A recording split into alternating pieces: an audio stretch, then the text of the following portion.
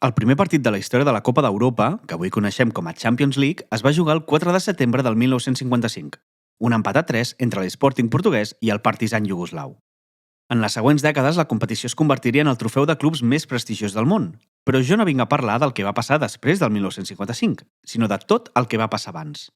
La Copa d'Europa va néixer després de moltes competicions precursores i avui farem un viatge per totes elles.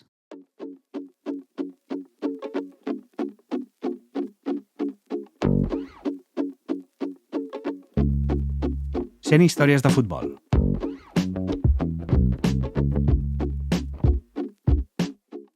Episodi 10. Abans de la Copa d'Europa.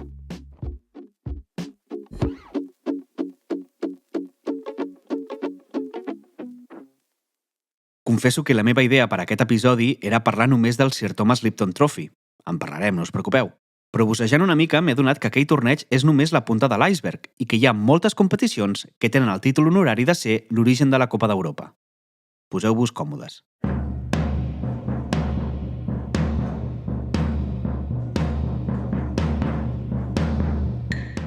Tot comença, com no podia ser d'altra manera, amb els britànics. Les seleccions d'Anglaterra i Escòcia van començar a jugar partits entre ells el 1870 i es va posar sobre la taula la possibilitat d'adaptar aquesta idea a nivell de clubs. Els anglesos tenien la FA Cup des del 1872. Els seus veïns van crear la Copa Escocesa 2 anys més tard i es va decidir que els guanyadors de cada trofeu competirien en el que es va anomenar el Football World Championship. A diferència de les competicions que qualificaven pel Football World Championship, aquesta no jugava anualment i podem trobar forats de 2 anys en què no es va competir pel trofeu. La primera edició es va jugar l'any 1876 entre el Wanderers i el Queen's Park escocès. La victòria va ser pels de Glasgow en un contundent 6-0. De fet, les primeres 6 edicions van ser totes guanyades per equips d'Escòcia. La competició funcionava bé, però la premsa i els jugadors no li donaven gaire importància. Els diaris es centraven en altres tornejos i moltes celebracions eren poc eufòriques. A partir del 1883 es va començar a batejar el partit com el Campionat del Regne Unit. En aquella edició, el Dumbarton escocès va guanyar en 2 partits el Blackburn Olympic, que venia de canviar el futbol amb la seva victòria a l'FA Cup. Semblava que el torneig començava a agafar més força, però també hi havia algunes complicacions. Les competicions angleses i escoceses estaven més juntes del que es podia preveure, i el Queen's Park, guanyador de la primera edició de la Copa Escocesa, va participar en la FA Cup diverses vegades. El 1886 van tornar a guanyar la Copa del seu país, però no es va jugar a la final del Football World Championship contra el Blackburn Rovers, guanyadors de la FA Cup. El 1887 veuria la primera victòria anglesa de la competició, amb l'Aston Villa guanyant 3-0 a l'Hibernian. Els diaris anglesos van remarcar que era un partit pel campionat mundial, però els escocesos li van donar menys importància. De fet, l'Hibernian va jugar un amistós contra el Preston North End poc després de la seva derrota. Van guanyar-lo per 2-1 i sí que van anomenar-lo com el campionat de futbol del món. Aquell mateix any, els equips escocesos deixaven de participar en l'FA Cup.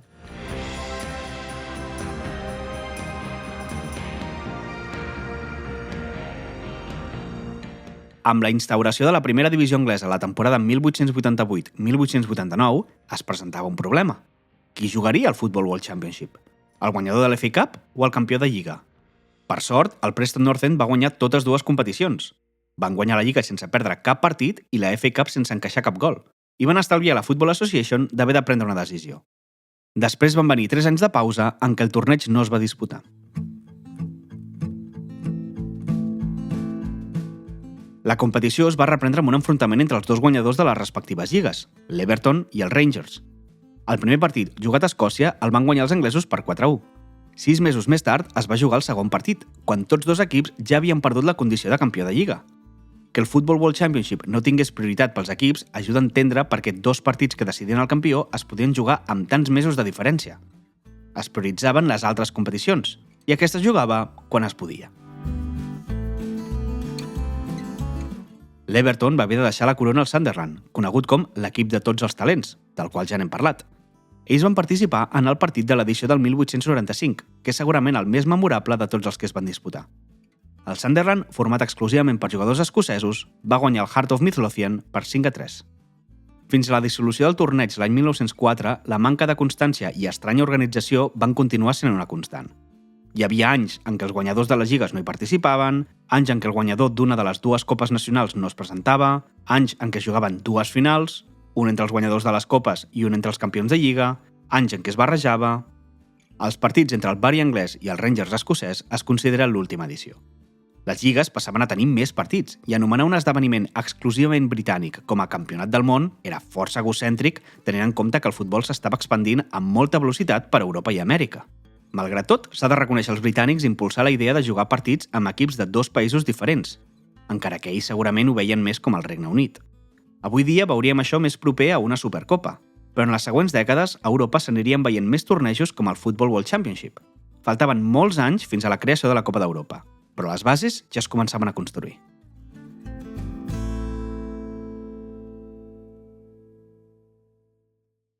A inicis del segle XX no era estrany que alguns equips britànics fessin tours per altres països d'Europa. Sent els creadors de l'esport que tenia a tot el continent embogit, els resultava fàcil fer gires com si fossin grans estrelles del rock. Encara que si parlem d'aquella època, hauríem de fer servir algun altre gènere musical que sí que existís.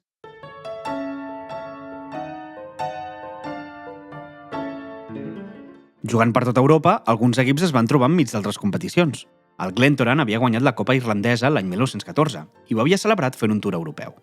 Van jugar contra equips de Praga, Viena, Budapest i Bratislava, i un d'aquells partits va ser la final de la primera edició de la Vienna Cup.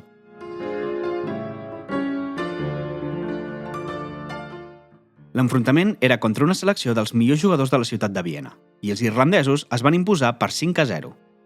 Històricament no queda clar si la competició va tenir un punt improvisat o si realment estava prevista amb la visita del Glentoran. Els dos equips que van disputar la final ja s'havien trobat 3 dies abans en un partit que havia acabat en empat, i aquell enfrontament no es considera part de cap torneig.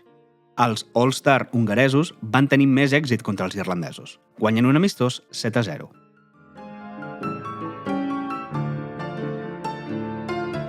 I un cas similar i ben curiós és el de la Budapest Cup, disputada el mateix any. Els campions de la FA Cup, Burnley, i de la Copa Escocesa, Celtic, estaven enmig d'una gira europea, també. El Ferencváros hongarès va voler organitzar un torneig entre els dos equips britànics. Era la continuació del Football World Championship, però a l'estranger. El primer partit va acabar en empat i el Celtic es va negar a jugar una pròrroga. Així que, un cop finalitzada la gira, tots dos equips van disputar el partit de desempat al camp del Burnley. El Celtic va guanyar per 2-1, però no va rebre el trofeu fins l'any 1988. Com a detall, el Burnley també va jugar contra l'equip dels 11 millors jugadors hongaresos, però ells van aconseguir vèncer per 2-0. Totes dues competicions van ser abandonades després de la seva primera edició. L'esclat de la Primera Guerra Mundial no va permetre que seguís disputant. Això serà un tema recurrent en el que queda d'episodi.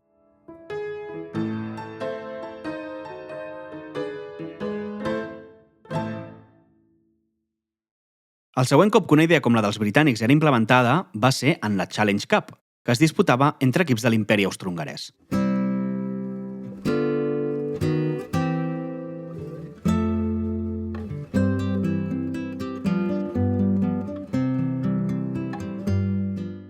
Aquí tenim el mateix problema de distinció. Considerem l'imperi com una unitat, similar al cas del Regne Unit, o no? La competició, impulsada per l'anglès John Gramlich, estava oberta a tots els clubs del regne, però al final només hi participaven clubs de Viena, Budapest i Praga. Entre 1897 i 1911 es va disputar 10 vegades i en 9 ocasions la victòria va ser per un equip vienès. La primera edició va ser guanyada pel Vienna Cricket and Football Club, equip fundat per Gramlich. L'única excepció va ser el triomf del Ferencváros el 1908-1909. En aquell equip jugava l'hongarès Imre Schlosser, un dels millors davanters del moment. Ell va ser el primer jugador a marcar 50 gols amb una selecció i va ser el màxim golejador europeu entre els anys 1910 i 1914. La Challenge Cup, en termes generals, no va suposar cap gran canvi, ja que tècnicament no s'estava obrint la competició a equips estrangers, però sí que va servir com a inspiració per a alguns tornejos que veurem més endavant.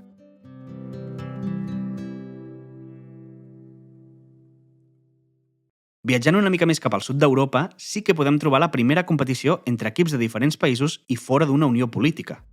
Fundada pràcticament al mateix moment que la Challenge Cup, la Challenge International du Nord va començar perquè els equips del nord de França no tenien permès jugar en la primera Copa francesa.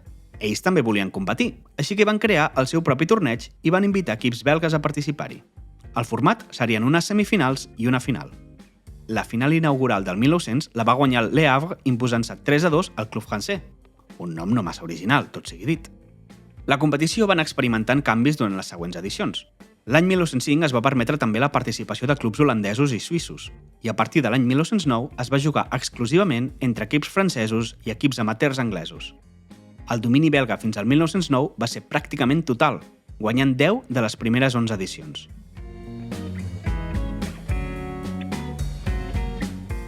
La Challenge Internacional du Nord va acabar sent una competició que va anar creixent amb els anys i que va acabar sent quelcom més gran que uns simples partits entre francesos i belgues. Era la primera competició europea que s'assemblava una mica al que avui coneixem com a Lliga de Campions. Al mateix moment que francesos i belgues lluitaven per ser campions de la seva zona, un altre precursor va aparèixer, la Coupe Van der Straten-Pontoise, que portava el nom del donador del trofeu.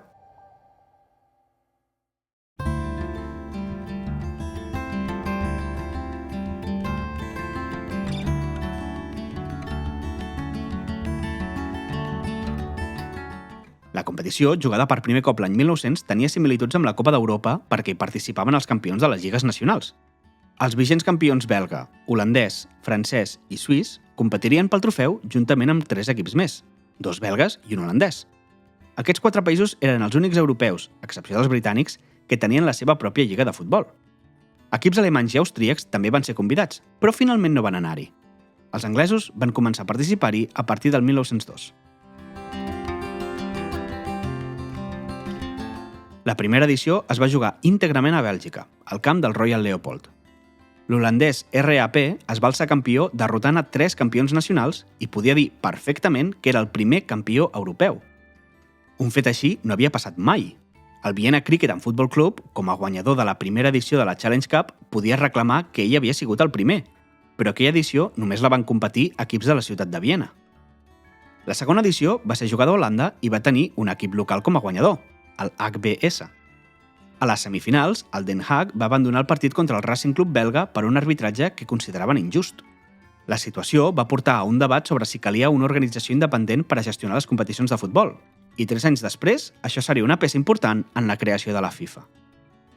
Alguns equips participaven simultàniament en aquesta competició i en la Challenge Cup. De fet, alguns anys van aconseguir guanyar totes dues. El cas del Racing Club de Brussel·les l'any 1903 i l'Union Saint-Gilloise als anys 1905 i 1907. Segur que aquests equips també es consideraven campions entre els campions. La final del 1906 va acabar en empat després de la pròrroga i l'organització del torneig no sabia com gestionar la situació. Després de contactar amb la Football Association, es va decidir que ambdós equips serien proclamats com a guanyadors.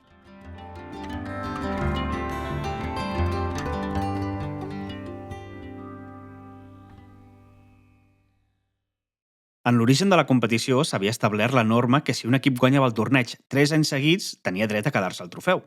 Això mateix va passar entre el 1905 i el 1907 amb l'Unió Saint-Gilloise. En comptes de seguir i crear el mateix trofeu una altra vegada, es va optar per crear una nova competició.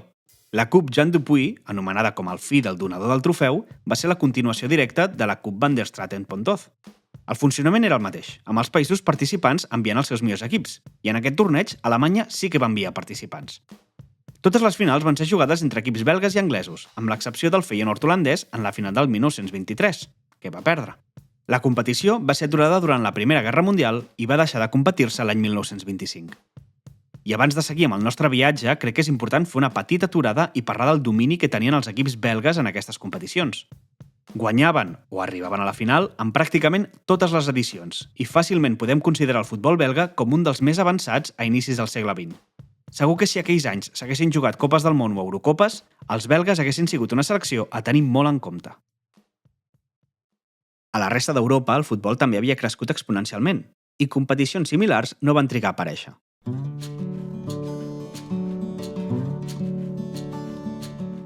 A Itàlia es va celebrar el Torneo Internazionale Stampa Sportiva l'any 1908. En ell van competir un equip italià, un francès, un suís i un alemany. A la final, el Servette suís va guanyar el Torino italià per 3-1. Els dirigents italians estaven satisfets amb com havia anat el torneig, però tenien la sensació que sense un equip anglès, el prestigi de la competició quedava diluït. Aleshores va aparèixer Thomas Lipton, que va proposar repetir el torneig l'any següent. Ell aconseguiria la participació d'un equip d'Anglaterra.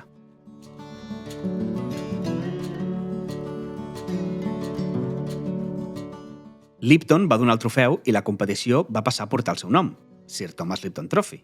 Es va substituir l'equip francès pel West Auckland, del nord d'Anglaterra, i es va posar en marxa el torneig. La participació del West Auckland és un misteri, ja que eren un equip amateur format per miners. Si la competició buscava un equip anglès de prestigi, la selecció d'un equip com aquest és estranya. Una teoria estesa en el poble d'origen de l'equip és que des d'Itàlia es volia convidar a un altre equip, el Woolwich Arsenal. Es va enviar un missatge de convidar al WA i després es van confondre els equips. Però el Woolwich Arsenal, que és l'Arsenal d'avui en dia, estava a segona divisió i tampoc tenia una gran reputació en aquell moment.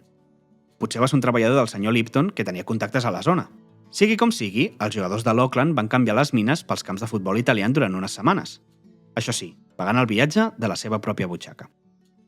Sorprenentment, el West Auckland va guanyar la final contra el Winterthur suís per 2-0. Van tornar a casa com a herois i van ser convidats 2 anys més tard per la segona i última edició del torneig. Aquest cop sí que eren ells els que havien estat convidats. Van tornar a arribar a la final, on van derrotar la Juventus per 6-1. L'equip mai havia guanyat un trofeu important a Anglaterra i encara no ho ha fet.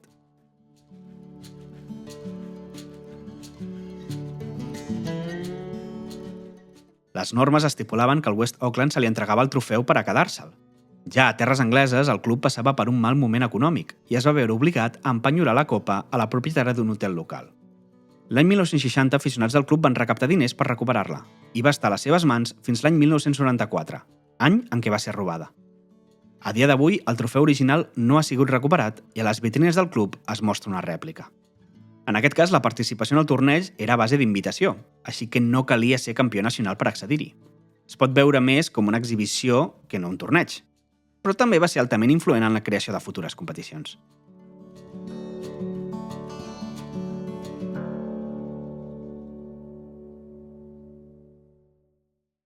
Lipton també va donar el trofeu a la Copa Lipton, un torneig sud-americà disputat entre les seleccions nacionals de l'Argentina i l'Uruguai entre els anys 1905 i 1922. Després veurem com el futbol de clubs a Sud-amèrica va evolucionar durant l'inici del segle XX.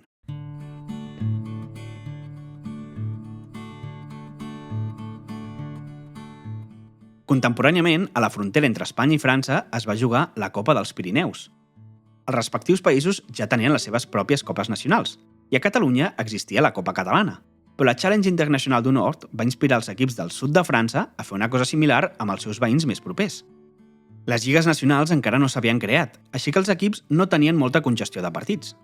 El Futbol Club Barcelona va ser el clar dominador, guanyant les 4 primeres edicions. De fet, tots els guanyadors van ser catalans. La darrera final, l'any 1915, va ser guanyada per l'Espanya de Barcelona, que venien de ser finalistes de la Copa del Rei l'any anterior.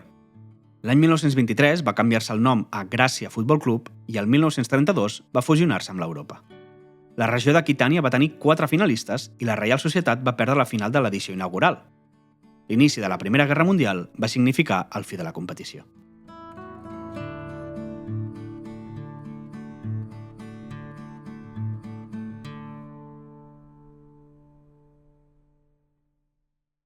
I anem ara a una de les grans estrelles de les Champions abans de la Champions, la Copa Mitropa.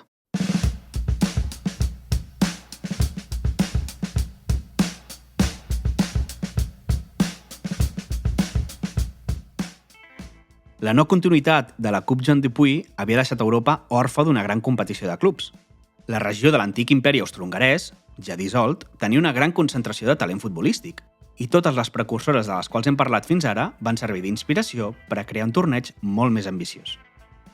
Àustria, Txecoslovàquia i Hongria havien creat les seves lligues a mitjans dels anys 20, i un torneig com la Copa Mitropa serviria per ajudar econòmicament els clubs participants.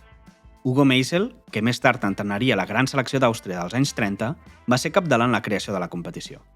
Ell també va impulsar, de manera paral·lela, la Copa Internacional de Nacions Europees, l'Eurocopa abans de l'Eurocopa, que seria disputada entre les seleccions europees dels països participants en la Copa Mitropa, però no de manera anual. Les 2 darreres edicions van durar 5 anys en jugar-se. De tot això en tornarem a parlar més endavant.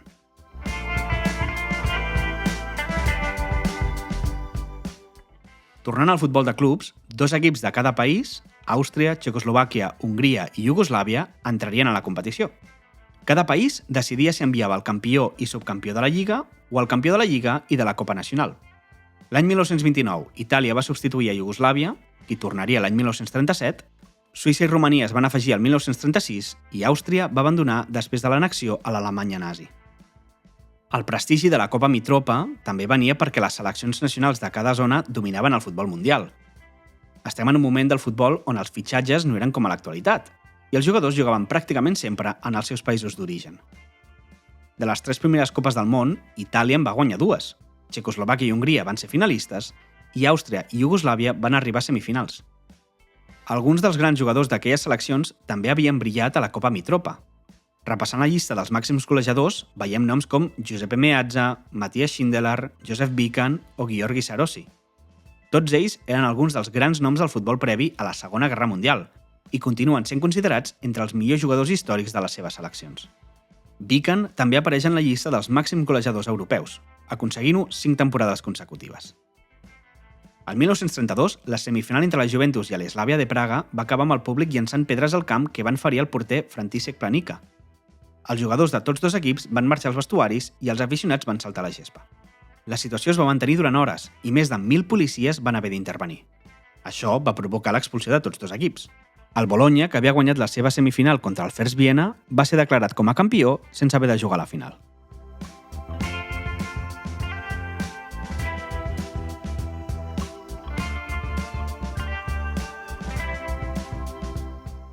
La competició es va disputar fins al 1940, any en què la guerra no va deixar acabar el torneig.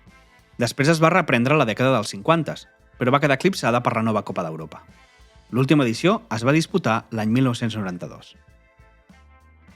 Com ja s'ha dit, aquests equips provenien de països que havien dominat el futbol de seleccions la dècada dels 30, però a la Copa del Món inaugural no hi van viatjar. Només França, Bèlgica, Romania i Iugoslàvia havien viatjat fins a l'Uruguai per representar el continent europeu. Així que els altres països van voler fer la seva pròpia versió del torneig. Així va néixer la Copa de les Nacions. El Servette havia guanyat la Lliga Suïssa i va convidar a Ginebra a campions de Lliga o Copa d'altres països. Van participar equips d'Àustria, França, Itàlia, Holanda, Espanya, Suïssa, Bèlgica, Txecoslovàquia, Alemanya i Hongria. Estava previst que el Benfica i el Sheffield Wednesday també hi participessin, però els portuguesos van rebutjar la invitació i els anglesos no van ser convidats perquè no formaven part de la FIFA en aquell moment. La final la va guanyar el Újpest FC derrotant a l'Eslàvia Praga per 3-0 amb un hat-trick de Janos Koves. L'àrbitre d'aquell partit era un vell conegut nostre, Stanley Rous. 4 anys després d'aquell partit, deixaria els camps de futbol pels despatxos i començaria el camí que el portaria a ser president de la FIFA.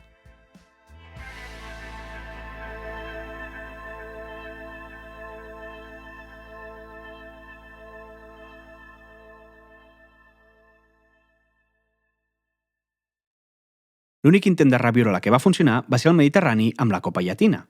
Començant l'any 1949, França, Itàlia, Espanya i Portugal van portar els respectius campions de Lliga un cop acabades les competicions domèstiques. Cada estiu es jugaria en un dels 4 països participants, generant així un cicle. Amb la FIFA ajudant a la creació, el torneig també tenia un component d'orgull nacional. En cada edició, el guanyador donava 4 punts a la seva federació. El segon classificat 3, el tercer 2 i l'últim 1. Com que la FIFA hi estava al darrere, aquest trofeu sí que va ser considerat vàlid per l'organització, podent sumar així els títols al palmarès de forma oficial. Barça, Madrid i Milan van guanyar la Copa 2 vegades. A la Copa del Món del 1950, els millors jugadors havien anat amb les seves seleccions, així que 4 anys més tard no es va jugar la competició entenent que una Copa del Món tenia més importància que una competició entre 4 països europeus. La Copa Llatina va conviure amb la Copa d'Europa un parell d'anys i l'èxit de la nova creació de la UEFA va acabar provocant la desaparició de la competició. I abans d'acabar, fem un petit viatge a Sud-amèrica per veure les precursores a la Copa Libertadores. Cronològicament, el primer exemple que trobem és la Copa de Competència Chevalier Boutel. Portava el nom del primer president de la Federació de Futbol Argentina, qui també havia donat el trofeu. Donar el trofeu era bastant habitual en aquella època. Ell era anglès i la FA Cup que jugava a la seva Anglaterra natal va inspirar la competició. Es va començar a jugar l'any 1900 entre equips argentins i uruguaians, però 5 anys més tard li sortia competència. La Copa de Honor Consenier, aquest cop amb el nom d'una licoreria francesa que havia donat el trofeu, va fer que el sistema de selecció fos molt més senzill. Només hi anirien els campions de la Copa de Honor argentina i de la Copa de Honor uruguaiana. I la tercera versió també té 2 factors comuns amb les seves antecessores. Només hi jugaven equips argentins i uruguaians i portava el nom de la persona que havia donat el trofeu. Naixia la Copa Aldao.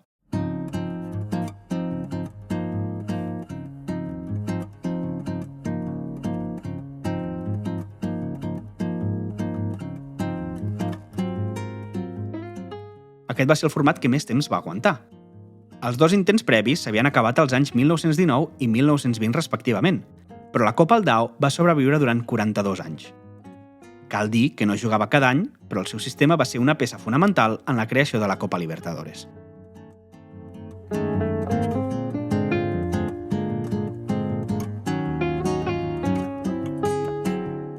L'últim pas va ser el Campionat Sud-americà de Campions, que el 1948 va reunir per primera vegada a clubs de països més enllà de l'Argentina i l'Uruguai. Els participants eren el River Plate d'Argentina, el Litoral de Bolívia, el Vasco da Gama de Brasil, el Colo-Colo de Xile, l'Emelec d'Equador, el Deportivo Municipal de Perú i el Nacional d'Uruguai. Tots ells havien sigut campions nacionals l'any anterior. La idea havia nascut fent servir la Copa Aldao com a inspiració, però desenvolupar-la va ser més complicat i es va trigar 20 anys a que es materialitzés. L'empenta final la van posar Robinson Álvarez Marín, que estava al capdavant del Colo-Colo, i Luis Valenzuela, president de la CONMEBOL, Federació Sud-americana de Futbol. Tots dos eren xilens i van decidir que el torneig es disputaria a Santiago.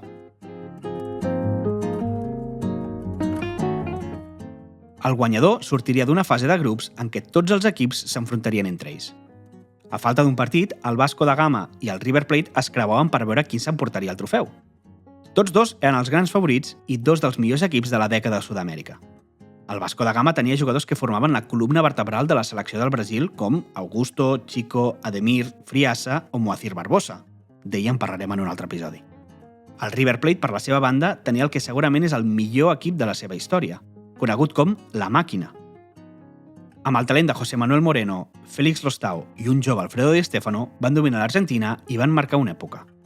Malgrat això, un empat a 0 va donar el títol als brasilers. El trofeu va ser un èxit econòmic i entre el públic, però no se'n van celebrar més edicions. 12 anys més tard, la Copa Libertadores va recollir les llavors de tots els seus predecessors i es va convertir en el màxim trofeu de clubs sud-americans.